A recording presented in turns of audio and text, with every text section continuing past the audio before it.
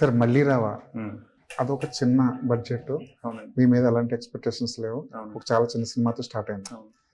Cut చేస్తే Jersey ఉమ్, Jersey మంచి hero దొరికాడు, మంచి బడ్జెట్ దొరికింది, ఆ స్పాన్ వేరు. ఉమ్, టోటల్గా ఇంకొక 10 మెట్లు పైకి కింగ్డమ్ అన్నది ఒక 10 మెట్లు పైకి చేసిన జర్నీ అది. అవును. అంటే కొంచెం కొంచెం జర్నీ పెంచుకుంటూ మీ మీ పరిధిని విస్తరించుకోవాలన్నది ఐడియానా, లేదంటే కింగ్డమ్ అనే కథ ముందు తయారైన, ఒకవేళ మళ్ళీ రావా స్టేజ్ కంటే ముందే ఆ ఐడియా వచ్చినా అప్పుడు తీసేవారు ఈ కథ? ఆ, ఫస్ట్ యాక్చువల్లీ నేను తీసిన సినిమా మళ్ళీ రావైనా నా దగ్గర ఉన్న కథ జెర్సీ ఫస్ట్. అయితే ఆ, ఏదైనా ఆల్రెడీ మీరు తీసిన సినిమా కానీ మీరు చేసిన వర్క్ చూసే కదా ఎవరైనా ఒక ప్రొడ్యూసర్ మనీ ఇన్వెస్ట్ చేయాలన్నా, ఒక హీరో నమ్మాలన్నా, అంటే సిస్టంలో మనకు ఒక చాయిస్ ఉండేది. సో ఆ రకంగా చూస్తే ఫస్ట్ సినిమాకి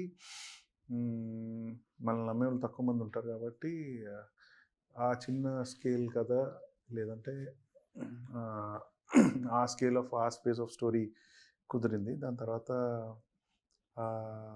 Jersey is definitely one step up.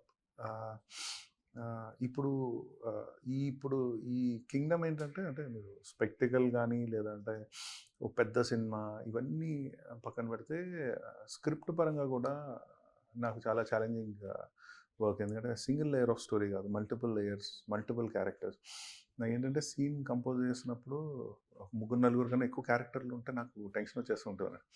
ఏంటంటే షార్ట్ డివిజన్ అంతా ముందే చేసుకొని వెళ్తాం కదా, ఇప్పుడు 2-3 కన్నా ఎక్కువ పెరిగినప్పటికీ కొంచెం ఒక రొటీన్లోకి వెళ్ళిపోతుందా, అంటే తీసడం అయితే తీసేస్తాం, వైడ్ మిడ్ క్లోజ్లు అని తీసేస్తాం, కానీ ఇంట్రెస్టింగ్గా తీసే అవకాశం పోతుందేమో అన్నది భయం ఉంటుంది. సో అట్లాంటిది మల్టిపుల్ క్యారెక్టర్స్, మల్టిపుల్ సబ్ప్లాట్స్ కదా, ఇది నాకు వర్క్ చేయడానికి కూడా చాలా కష్టమైన ప్రాజెక్ట్ ఇది.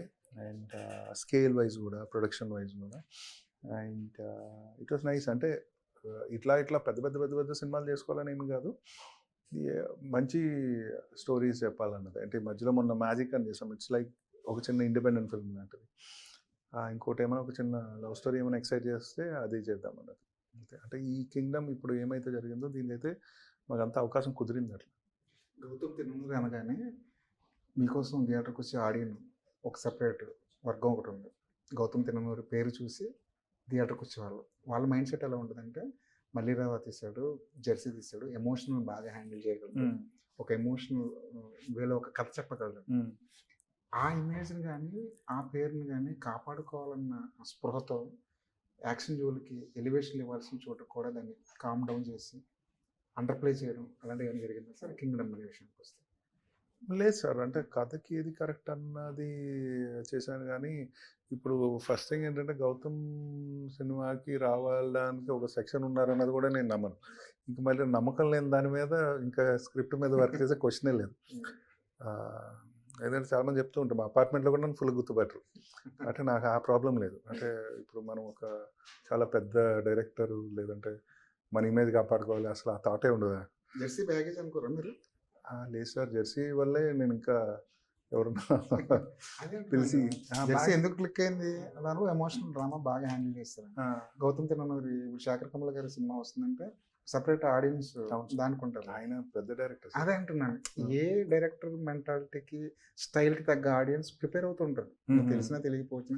మీ అపార్ట్మెంట్ లో ఉన్న వాళ్ళకి గౌతమ్ తిరుమల మీరు తెలియకపోవచ్చు, సినిమా తెలుసు కదా. ఇప్పుడు కూడా ఈ సినిమా కింగ్డమ్కి వెళ్దాం, టికెట్ కొందాం అనుకున్న వాళ్ళకి గౌతమ్ తిరుమల మీ ఫేస్ తెలియకపోవచ్చు, కానీ మీరు తీసిన సినిమా తెలుసు కదా. మంచి విషయం. అంటే జెర్సీ బ్యాగేజ్ అయితే ఎప్పుడు అనుకోను, నాకేమైనా లైఫ్లో జరిగిన అతి మంచి విషయాల్లో అదొకటి. సో బ్యాగేజ్ అని అయితే ఎప్పుడు అనుకోను. అండ్ ఆ ఎక్స్పెక్టేషన్ ఒకటి ఉంటుంది, దాన్ని మీట్ చేయాలన్న ఉద్దేశం కూడా ఏముండదు. జెర్సీలో క్యారెక్టర్స్ వచ్చి కొంచెం రిలేటబుల్ క్యారెక్టర్స్ కదా సార్, దానివల్ల కథలో ఉన్న ఎమోషన్ కన్నా మనం రెసిప్రికేట్ అయ్యేది ఎక్కువ మల్టిప్లై అయ్యే ఛాన్స్ ఉంది. ఎందుకంటే అట్లాంటి ఫాదర్ని చూసుంటాం, అట్లాంటి వైఫ్ని చూసుంటాం, అట్లాంటి కొడుకుని చూసుంటాం.